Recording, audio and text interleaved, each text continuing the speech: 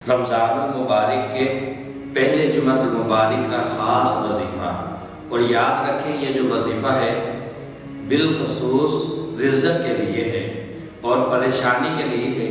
آپ کے گھر کے اندر کتنی بھی پریشانی ہے، رزق کی ہے، برکت کی ہے، آپ یہ وظیفہ کریں گے تو اللہ تبارک و تعالیٰ آپ کے گھر کے رحمت کے دروازے کھول دیں گے، رزق کے دروازے کھول دیں گے۔ اور پھر آپ لوگوں کو معلوم ہے کہ جمعہ المبارک کی کتنی بڑی فضیلت ہے۔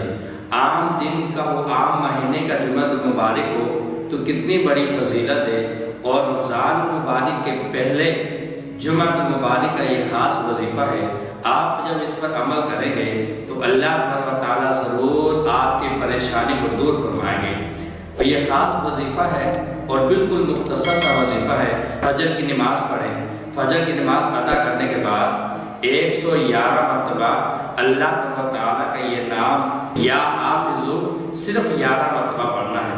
اس کے بعد آپ چلے جائیں گھر، اور جب ظہر کی نماز آپ ادا کریں تو ظہر کی نماز ادا کرنے کے بعد اسی جگہ مصلی پر بیٹھ کر آپ نے 222 مرتبہ آپ نے یا ناصر پڑھنا ہے۔ یا ناصر پڑھنے کے بعد پھر آپ چلے جائیں، اور جب عصر کی نماز آپ ادا کریں، عصر کی نماز ادا کرنے کے بعد آپ نے 111 مرتبہ یا باسطو آپ نے یہ خاص وظیفہ کرنا ہے۔